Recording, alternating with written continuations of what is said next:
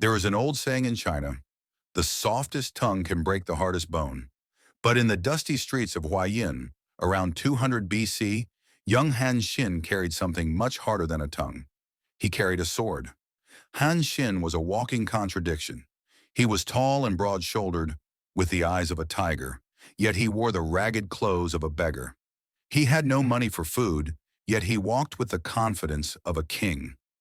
To the common people, he was a joke, a pauper pretending to be a general. But Han Xin wasn't pretending. He was waiting. One afternoon, the humid air of the marketplace grew heavy.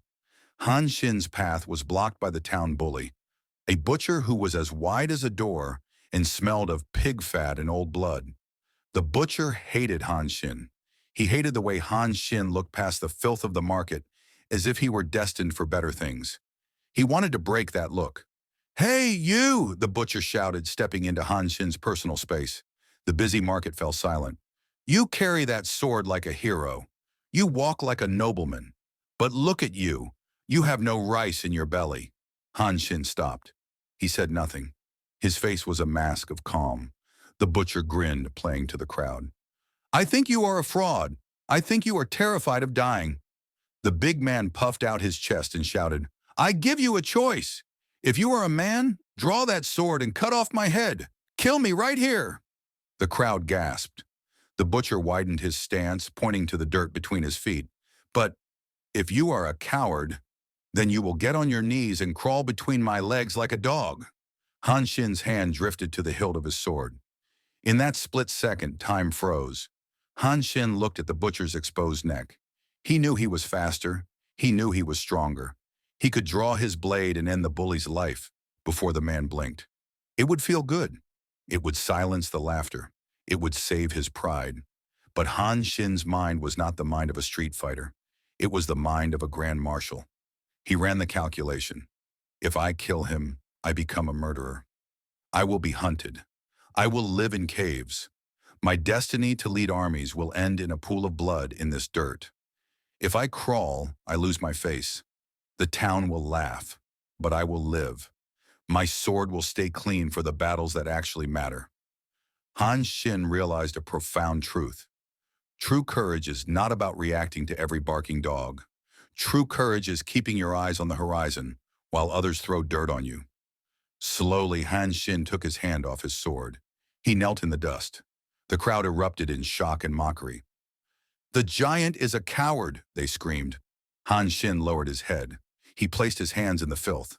With agonizing slowness, he crawled through the narrow, dark tunnel of the butcher's legs. The laughter was deafening. It washed over him, hot and shameful. When he emerged on the other side, he didn't draw his sword. He didn't scream. He simply dusted off his knees, adjusted his belt, and walked away. He took the humiliation and swallowed it, turning it into cold, hard fuel.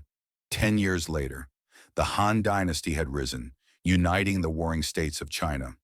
At the right hand of the emperor stood Han Xin, now the god of war, the supreme general who commanded hundreds of thousands of soldiers.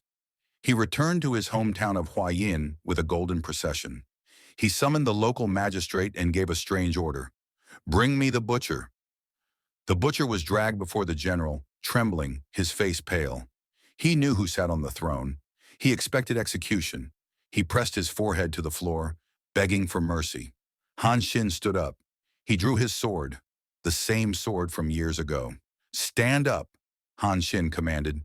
The butcher stood, shaking. Han Xin looked at his officers. "Do you see this man? 10 years ago, he humiliated me. I could have killed him then. But if I had traded my life for his, I would not be standing here today." Han Xin sheathed his sword. "This man taught me patience. He taught me that a general does not fight petty battles." To the shock of everyone, Han Xin did not kill him. Instead, he appointed the butcher as a lieutenant in charge of security, praising the man's boldness. Han Xin's story reminds us of the ultimate form of discipline. In life, people will try to block your path. They will insult you, provoke you, and try to drag you down to their level.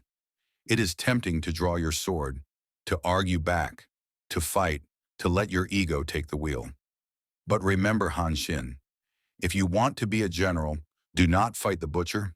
Sometimes you must lower your head today so you can raise it higher tomorrow. If this story brought a moment of calm to your day, please like this video and share it with your friends. And don't forget to subscribe to our channel for more stories that feed the soul. Thank you for staying with us. Until the next story, stay well and stay peaceful.